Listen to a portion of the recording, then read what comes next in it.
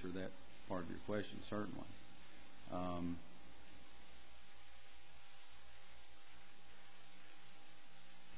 Or to, I could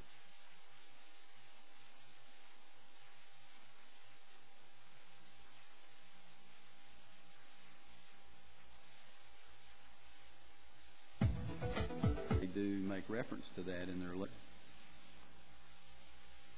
Mr. Law Director, I'll get to you, Commissioner Pinks, in just a second. If we were to, let's say, go along with this offer, how do you think it would affect the Monsieur lawsuit? Well, it, in all likelihood, would resolve the Meetings Act questions, because that's the purpose of a redo. He has other causes of action in his lawsuit, which I mean, they are against the 12 new office holders to be removed from office. I don't know why that is necessary, because if there is an Open Meetings Act violation of sufficient magnitude to void the entirety of the appointment process of January 31, then those persons would not be holding office anyway.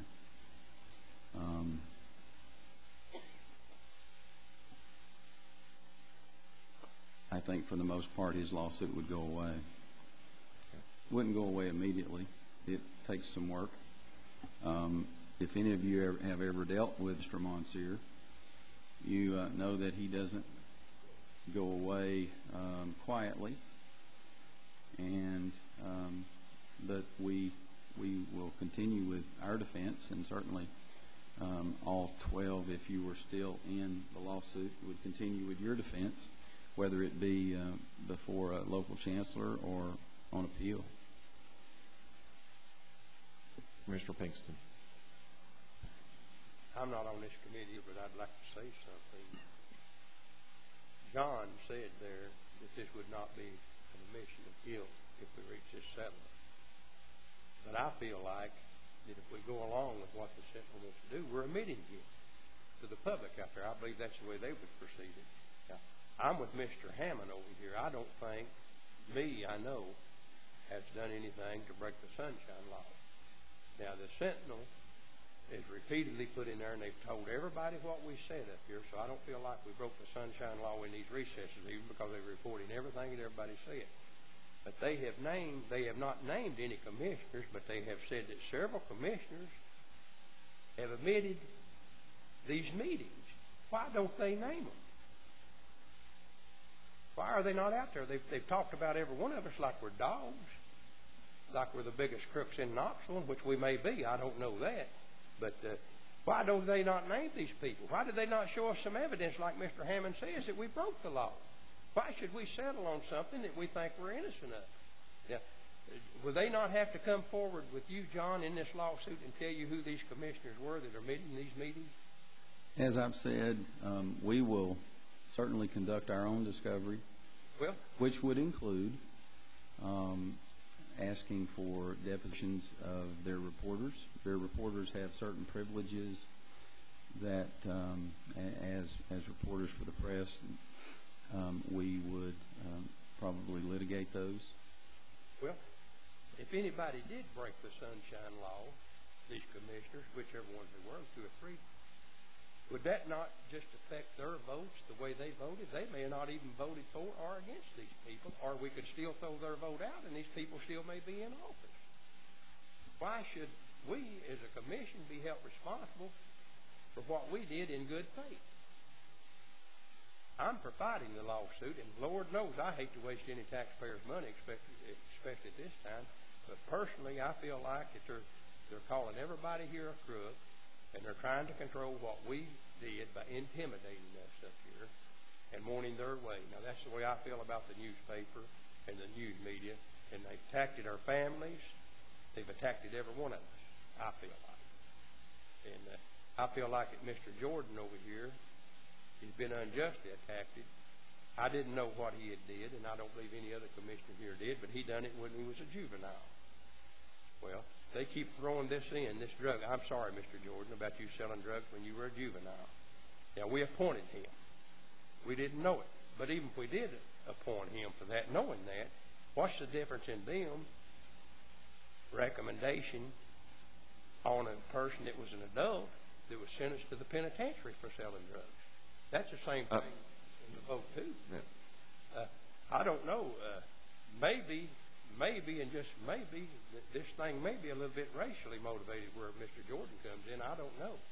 I'm not saying that, but it really stinks to me if they would support a gentleman twice that was sentenced to the penitentiary for selling drugs when he was an adult and then crucify a juvenile.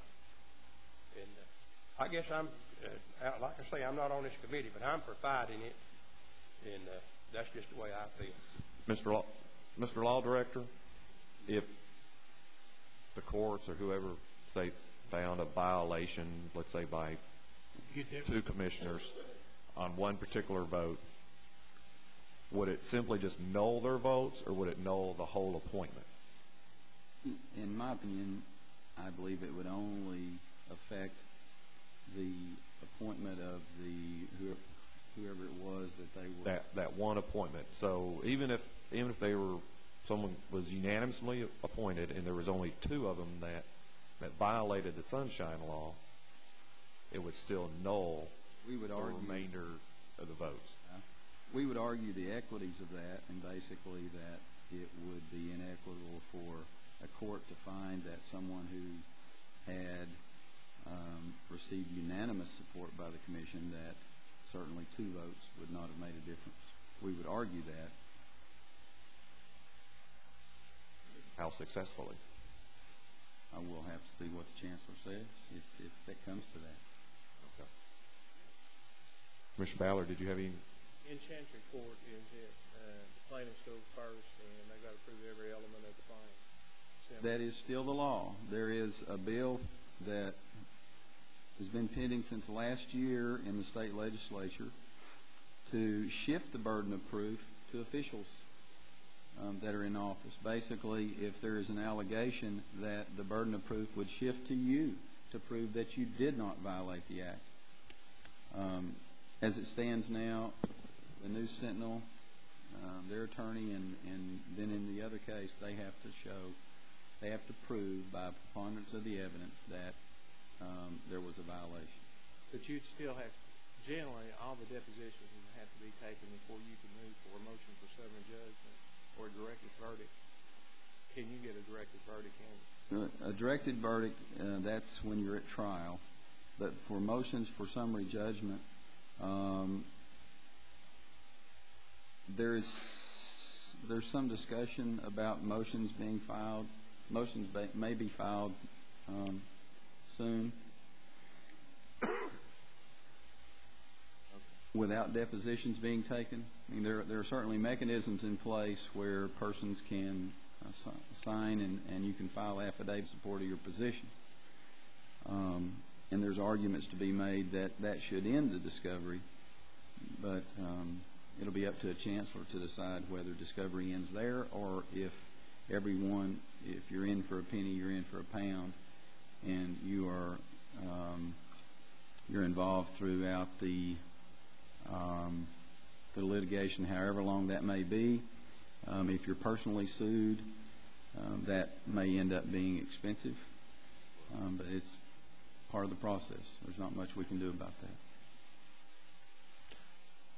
that. Okay. I believe we are back to the substitute motion by Commissioner Moore. And Commissioner Moore, would you restate your motion, your substitute motion? Substitute motion is we do not add it to the agenda. We do nothing. And it was seconded by Commissioner Lambert. Okay. All those in favor of the substitute motion, say aye. Aye. Those against, say no. No. Let's do a roll call real quick. Commissioner Jordan? Aye. Commissioner Mark Harmon? No. No. Commissioner Norman? No. Commissioner Kay? Aye. Commissioner Craig Luco? No.